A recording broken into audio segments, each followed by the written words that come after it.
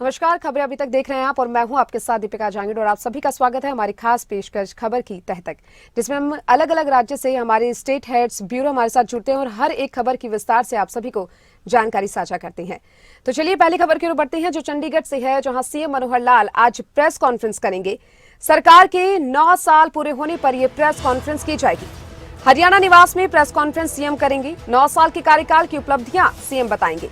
सरकार के 9 बड़े काम, अंत्योदय का संकल्प, पीएम गरीब कल्याण अन्न योजना, 27 लाख परिवारों को 5 किलो प्रति व्यक्ति प्रति महीने मुफ्त अनाज, बीपीएल की वार्षिक आय सीमा 1,80,000, सामाजिक सुरक्षा पेंशन 2,750 रुपए, मासिक परिवार पहचान पत्र, घर बैठे 45 लाख परिवारों ने उठाया 397 योजनाओं और सेवाओं का लाभ। पीएम जन आरोग्य योजना, 30 लाख परिवारों को 5 लाख रुपए तक का सालाना मुफ्त इलाज। बेटी बचाओ बेटी पढ़ाओ, जन्म के समय लिंगानुपात 871 साल 2014 अब सुधार कर रहे हैं, जहां पर जल जीवन मिशन हर ग्रामीण घर।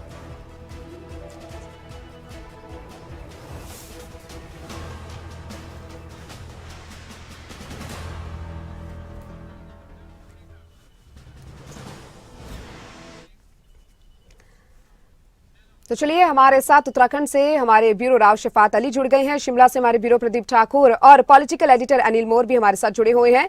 और इस खबर पर हमारे साथ बातचीत के लिए हमारे साथ पॉलिटिकल एडिटर जुड़ गए हैं अनिल मोर। अनिल, आपसे जानना चाहेंगे, सरकार के 9 साल आज पूरे हो गए हैं, जहां आज हरियाणा निवास में प्रेस कॉन्फ्रेंस का आयोजन यहाँ पर किया गया है। 9 जो उपलब्धियां हैं सरकार की वो भी गिनाई जाएगी। किस तरीके से विस्तार से जाएंगे इस खबर को लेकर?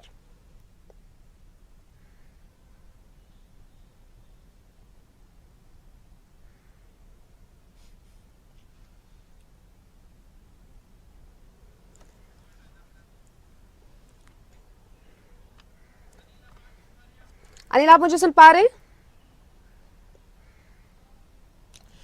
देखिए, बिल्कुल मुख्यमंत्री मनोहर लाल की तरफ से पिछले 9 साल की अगर बात करें, 9 साल का जो प्रदेश सरकार का कार्यकाल रहा, मुख्यमंत्री मनोहर लाल को भी बतौर मुख्यमंत्री 9 साल हो गए हैं। उनकी सरकार भी 9 साल की हो गई है। 5 साल बीजेपी की पूर्ण बहुमत की अकेले सरकार रही, 4 साल गठबंधन की सरकार रही। इन 2 साल की बताइए।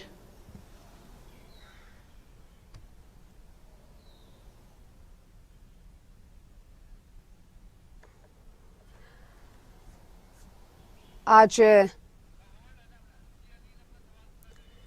जी अनिल, अपना जवाब पूरा करें। क्या कुछ कह रहे थे आप?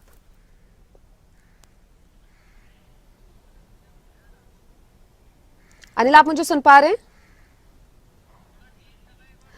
आज सरकार के 9 साल पूरे हो रहे हैं। ये 9 साल कितने बेमिसाल रहे और संकल्प से सफलता के 9 साल। आपको बता दें कि आज सरकार जो है 9 साल की 9 उपलब्धियां जो है वो गिनाएंगी। कई उपलब्धियां हासिल की है सरकार ने। जहां बात अगर की जाए, कई सारी योजनाएं हैं जो सरकार द्वारा चलाई गई हैं इन 9 सालों में। जहां 5 साल सिर्फ बीजेपी की सरकार रही और अब उसके बाद बीजेपी और जेजेपी के गठबंधन वाली सरकार चल रही है, तो काफी महत्वपूर्ण हो जाता है कि जनता को आखिर इन योजनाओं का कितना लाभ मिल पाया है। तो चलिए एक बार फिर हमारे साथ हमारे पॉलिटिकल एडिटर अनिल मोर जुड़ चुके हैं। अनिल, आज सरकार के 9 साल पूरे हो रहे हैं। 9 साल आखिर कितने बेमिसाल रहे, आज ये 9 उपलब्धियां गिनाई जाएंगी। उपलब्धियों के बारे में आज प्रेस कॉन्फ्रेंस में बताया जाएगा। किस तरीके से इस खबर की विस्तार तक जाएंगे आप?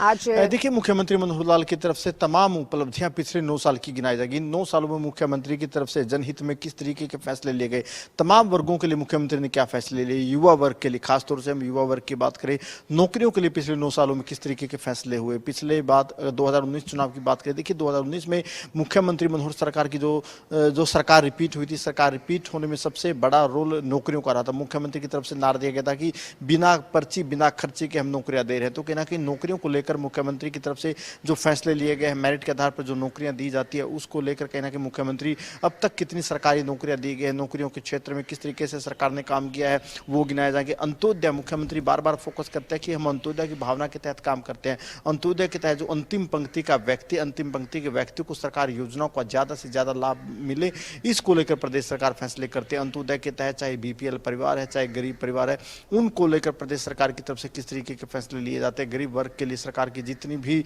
योजनाएं हैं, चाहे चिरायु योजना है, चाहे जो दूसरी योजना है, उनको लेकर प्रदेश सरकार ने किस तरीके से काम किया वो मुख्यमंत्री की तरफ से गिनाया जाएगा।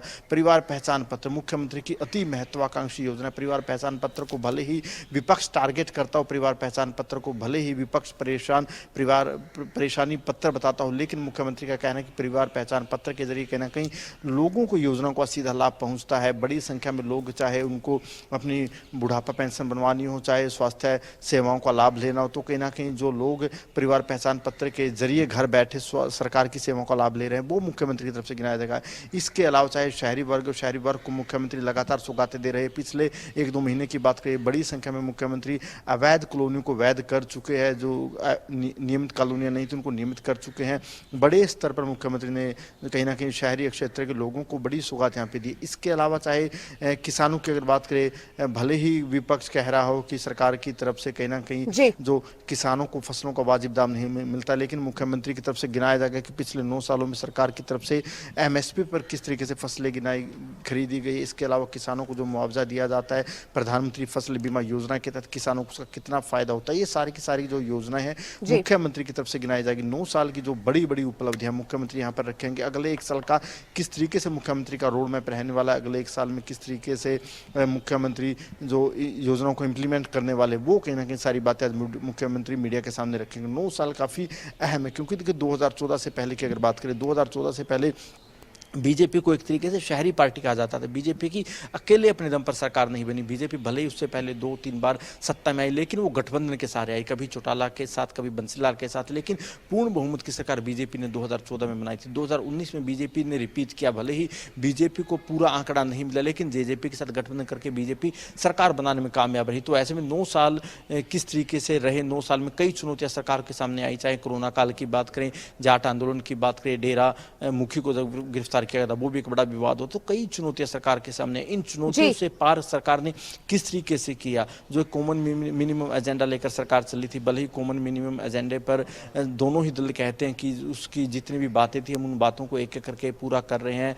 जो सरकार की तरफ से जो वायदे किए गए थे, चाहे बुजुर्ग पेंशन हो, पंचायतों में कहीं ना कहीं महिलाओं को आरक्षण की बात हो, पढ़ी लिखी पंचायतों की बात हो, ये तमाम ऐसी बातें जिनको लेकर कहीं ना कहीं मुख्यमंत्री मनोहर लाल दावा ठोकते हैं कि हरियाणा इन सभी क्षेत्र में आगे है। खेलों की अगर बात करें, खेलों में एशियन गेम्स आपने देखा कि देश को जितने भी मेडल मिले थे उनमें से सबसे ज्यादा प्रतिशत हरियाणा के खिलाड़ी को था। तो कहीं ना कि हरियाणा का जो भी रोल है, चाहे हम खेल क्षेत्र की बात करें, सरकार की तरफ से युवाओं को लेकर, गरीबों को लेकर, किसानों को लेकर, मध्यम वर्ग को लेकर, महिलाओं को लेकर जितनी सौगातें दी गई है, जितने काम 9 सालों में किए गए हैं, वो कहीं ना कहीं 9 साल के कामों की उपलब्धियां मुख्यमंत्री आज हरियाणा निवास में गिनाते नजर आएंगे। जी चलिए अनिल, आप हमारे साथ बने रहिए और हमारे साथ इसी खबर पर और अधिक जानकारी के लिए हमारे स्टेट हेड जितेंद्र चौधरी भी जुड़ चुके हैं। जितेंद्र, आज सरकार को 9 साल पूरे हो रहे हैं। 9 साल आखिर कितने बेमिसाल, इसके लिए आज प्रेस कॉन्फ्रेंस का आयोजन किया गया है और कोई विशेष प्रोग्राम यहाँ पर बीजेपी की तरफ से आज 9 साल पूरे होने पर आयोजित किया जा रहा हो?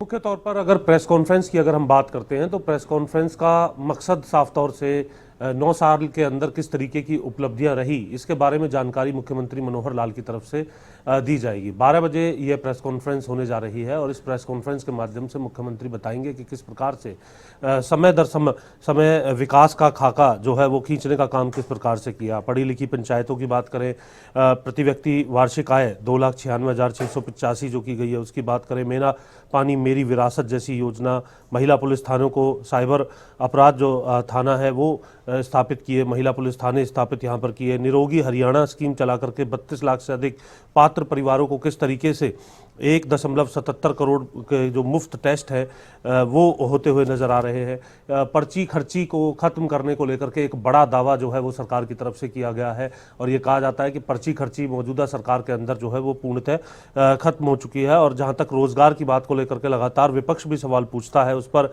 योग्यता के आधार पर 1,10,000 सरकारी नौकरियां और 60,000 पदों पर शीघ्र भर्ती करने की बात जो है वो यहाँ पर कही जा रही है रोजगार देने को लेकर के, क्योंकि एक लंबा जो वक्त है वो ये कह सकते हैं इसको लेकर के रहा है। और ये दावा भी मौजूदा सरकार की तरफ से किया जाता है कि पिछली सरकारों में इतने समय के अंदर इस तरीके की रिकॉर्ड भर्ती होते हुए नजर नहीं आई है। हालांकि बेरोजगारी और प्रदेश पर कर्ज, ये दो ऐसे मुद्दे हैं जिनको लेकर के सत्ता पक्ष का अलग कहना होता है, विपक्ष का अलग कहना होता है। साथ ही साथ मनरेगा योजना के अंदर दैनिक मजदूरी जो है 357 रुपये जो दिए जा रहे हैं वो देश के अंदर सर्वाधिक हरियाणा के अंदर दिए जा रहे हैं। साथ ही पीएम कुसुम योजना, ऑटो अपील सिस्टम जो है राइट टू सर्विस कमीशन के अंदर जिस तरीके से लेकर के आए हैं उसका राइट टू सर्विस एक्ट के तहत जो है इसको लाया गया है और 9 लाख शिकायतों का ऑटोमेटिक समाधान भी यहाँ पर होते हुए नजर आया है। तो अपने आप में एक बड़ी उपलब्धियाँ जो रही हैं उनको गिनाने का काम मुख्यमंत्री इस प्रेस कॉन्फ्रेंस के माध्यम से करेंगे। हर जिले के अंदर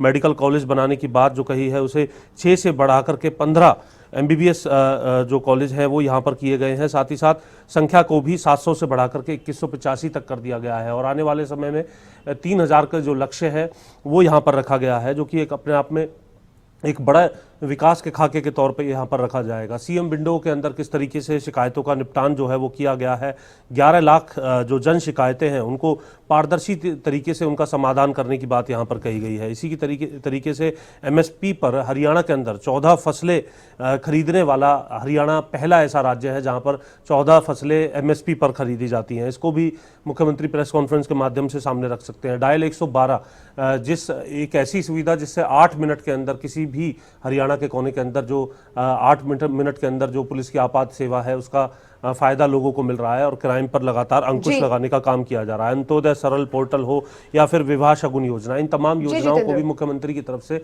सामने रखा जाएगा। साथ ही साथ जहां तक चुनौतियों की बात की जाए तो विपक्ष के द्वारा उठाए जा रहे तमाम सवालों को लेकर के, बेरोजगारी को लेकर के, कर्ज को लेकर के जो बात लगातार कही जाती है उन तमाम बातों को लेकर के भी मुख्यमंत्री की तरफ से जवाब दिया जाएगा। साथ ही साथ इन 9 सालों के अंदर किस तरीके से कार्य किया गया और किस तरीके से अब आगे आने वाले समय में कार्य होने वाले हैं उसकी विस्तृत जानकारी आज 12 बजे होने वाली इस प्रेस कॉन्फ्रेंस के माध्यम से मुख्यमंत्री। बिल्कुल जितेंद्र, आप हमारे साथ बने रहिए और एक बार फिर रुक करेंगे हमारे पॉलिटिकल एडिटर अनिल मोर का। अनिल, बात अगर यहाँ पर बीजेपी की जाए तो बीजेपी आज 9 साल होने पर कई कार्यक्रमों का आयोजन कर रही है, लेकिन बात एक तरफ विपक्ष की जाए तो विपक्षी दल आज सरकार की जो नाकामयाबियां हैं उनका रिपोर्ट कार्ड लेकर तैयार है। क्या कुछ कहा जा सकता है कि क्या प्रदेश की राजनीति आज गरमाने वाली है इन सभी को लेकर?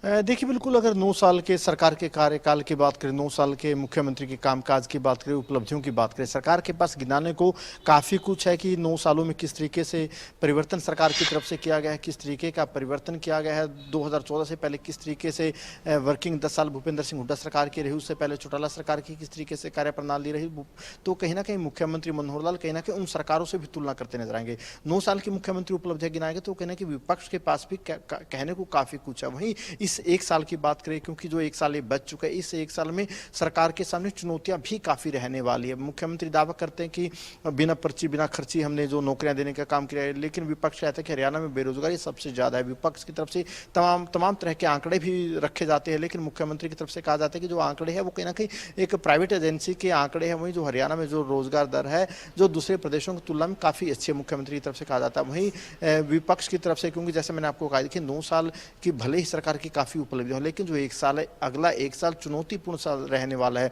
10 साल के बाद जब सरकार चुनाव में जाएगी तो 2 टर्म से अगर कोई भी सरकार सत्ता में तो एक एंटी इनकम्बेंस देखने को मिलती है। इस 1 साल में किस तरीके का चुनावी माहौल सरकार के खिलाफ देखने को मिलेगा, एंटी इनकम्बेंसी किस तरीके से सरकार के खिलाफ देखने को मिलेगी। सरकार की तरफ से भले ही 9 साल जितने भी काम करवाए गए, लेकिन लास्ट साल में सरकार को काफी चुनौतियों का सामना करना पड़ता है। चाहे कर्मचारियों की बात करें, कर्मचारी हर दूसरे दिन चौथे दिन प्रदर्शन करते रहते हैं, OPS की कर्मचारी मांग करते रहते हैं। रहते हैं। आखिरी एक साल में इस तरीके के जो प्रदर्शनों की भी कहीं ना कहीं संख्या बढ़ जाती है, प्रदर्शन भी ज्यादा होते हैं। पॉलिटिकल मैनेजमेंट किस तरीके से रहेगा, क्योंकि आखिरी साल में जो एक भाग दौड़ होती है नेताओं में, दल बदल की जो भाग दौड़ होती है नेताओं में, वो भी काफी रहती है। तो कहीं ना कहीं पॉलिटिकल भाग दौड़ किस तरीके की रहने वाली है, तमाम सियासी पार्टियों से नेता एक दल से दूसरे दलों में जाते हैं, ये भाग दौड़ भी तमाम नेताओं में रहने वाली है। तो कहीं ना कहीं चुनावी साल है, चुनावी साल में मुख्यमंत्री की कोशिश रहने वाली कि सरकार की तरफ से जितने भी बड़े वायदे किए गए हैं, चुनावी जो घोषणा पत्र बीजेपी की तरफ से, जेजेपी की तरफ से जो रखे गए थे, जो संकल्प पत्र बीजेपी के थे,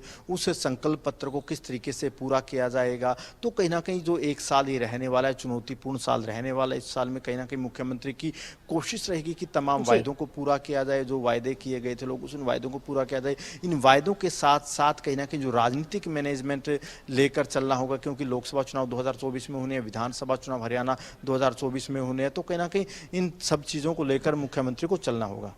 जी चलिए, बहुत बहुत शुक्रिया आपका तमाम जानकारी को साझा करने के लिए। और खबर चंडीगढ़ से है। प्रॉपर्टी आईडी सर्वे करने वाली कंपनी ब्लैकलिस्ट हुई है। याशी कंपनी को सरकार ने ब्लैकलिस्ट किया। कंपनी का 8 करोड़ बकाया भुगतान भी रोका, बैंक गारंटी को भी जब्त किया है।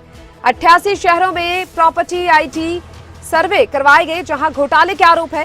42,75,579 संपत्तियों के सर्वे में खामियां मिली थी। अधिकारियों की मिलीभगत से पहले भी हो चुकी है 57 करोड़ की पेमेंट। और चलिए, इस खबर पर ज्यादा जानकारी के लिए हमारे साथ हमारे स्टेट हेड जितेंद्र चौधरी हमारे साथ जुड़े हुए हैं। जितेंद्र, प्रॉपर्टी आईडी सर्वे कंपनी याशी कंपनी को ब्लैकलिस्ट कर दिया गया है, क्या कुछ पूरी जानकारी इस खबर को लेकर? देखिए, बिल्कुल ये खबर जुड़ी हुई है प्रॉपर्टी आईडी सर्वे से लेकर के, और प्रॉपर्टी आईडी सर्वे को लेकर के 42 लाख ऐसे प्रॉपर्टीज थी जिनको लेकर के समस्या का सामना करना पड़ रहा था। ये मुद्दा विधानसभा के अंदर भी उठते हुए नजर आया था, और अब कहीं ना कहीं ये पूरा मामला लोकायुक्त कोर्ट में पहुंचा था, जिसके बाद ये कहा जा सकता है कि एक बड़ी कार्रवाई जो है यहाँ देखने के लिए मिली है। जी चलिए, बहुत बहुत शुक्रिया आपका, तमाम जानकारी आपने साझा की। और अब रुख करेंगे शिमला का। बाहरी राज्यों से आने वाली व्यावसायिक वाहनों पर टैक्स का मामला है, जहां टूर ट्रेवल्स एसोसिएशन के विरोध के बाद टैक्स कम करने की अब तैयारी है। जी हां, बिल्कुल, आपको बता दें कि डिप्टी सीएम मुकेश अग्निहोत्री ने बाहरी राज्यों के ऑपरेटर्स को भरोसा दिलाया, जहां पर टैक्स कम करने का भरोसा दिलाया है। आपको बता दें, जल्द ही नोटिफिकेशन जारी हो सकती है। हिमाचल के पर्यटन व्यवसायी भी टैक्स कम करने की मांग कर रहे हैं।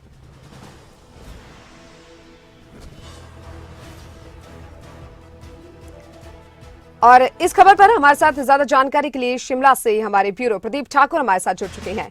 प्रदीप, बाहरी राज्यों से जो कमर्शियल वाहन आते हैं, अब उनको राहत मिलती ही दिखाई दे रही है, क्योंकि जो टैक्स है उसको कम करने की मांग यहाँ पर पहले से की जा रही थी, और अब सरकार ये निर्णय लेने वाली है। काफी महत्वपूर्ण निर्णय, ये पर्यटन को बढ़ावा देने के लिए माना जा सकता है, क्या कुछ कहेंगे?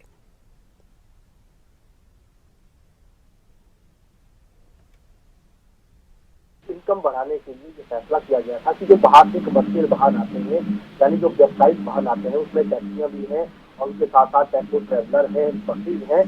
ये वो बसेज हैं जो बिना रूट से यहाँ पर आती है, यानी उनको रूट नहीं दिए होते हैं, और वो सीधे कहीं होटल में जाकर यात्रियों को उतारते हैं, जो पर्यटक वहाँ से आते हैं, या फिर जहाँ उनका डेस्टिनेशन होता है वहाँ तक जाते हैं और फिर वापस चले जाते हैं।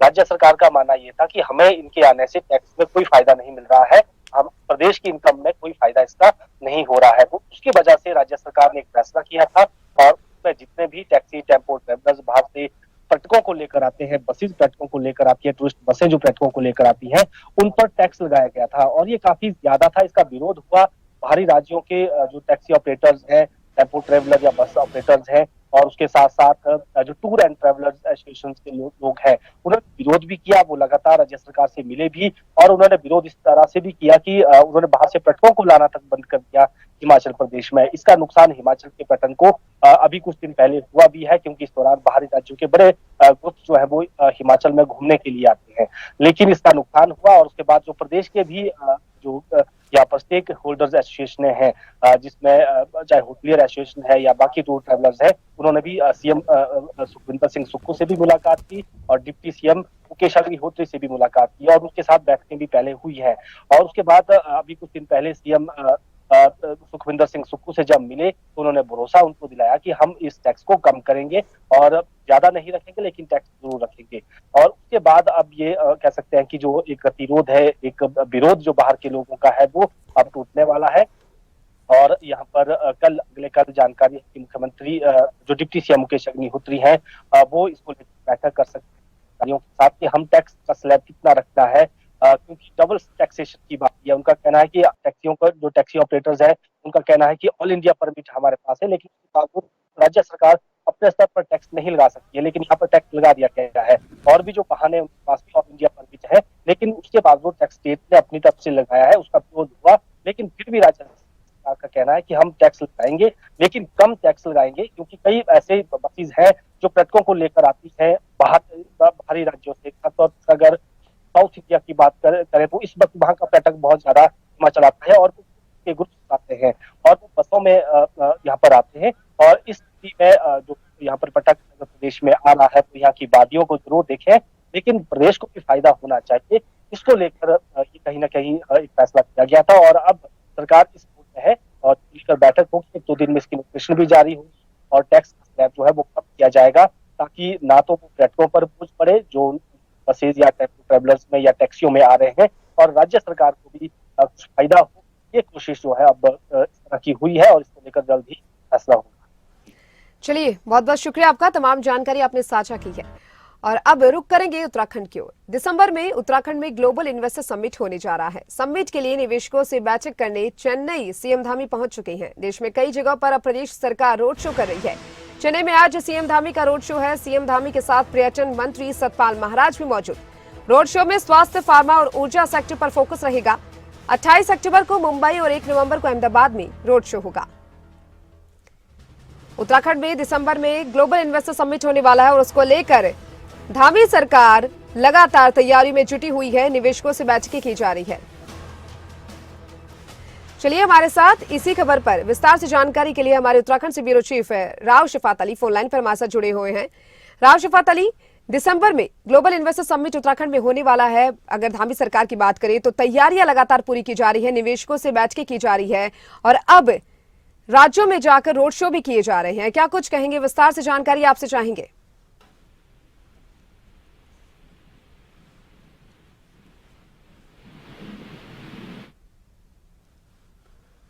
आप मुझे सुन पा रहे हैं?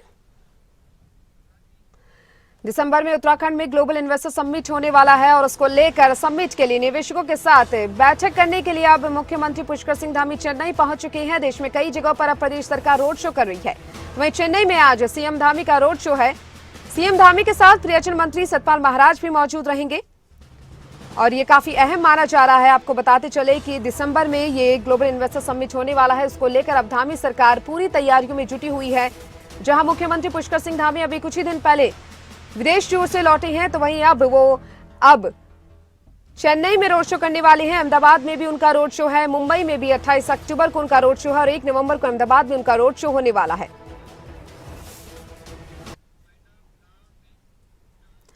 तो चलिए, इन सभी खबरों के साथ हमारे जो सहयोगी हमारे साथ जुड़े उनका बहुत बहुत शुक्रिया और इस बुलेटिन में फिलहाल के लिए इतना ही। मुझे दीजिए इजाजत। नमस्कार।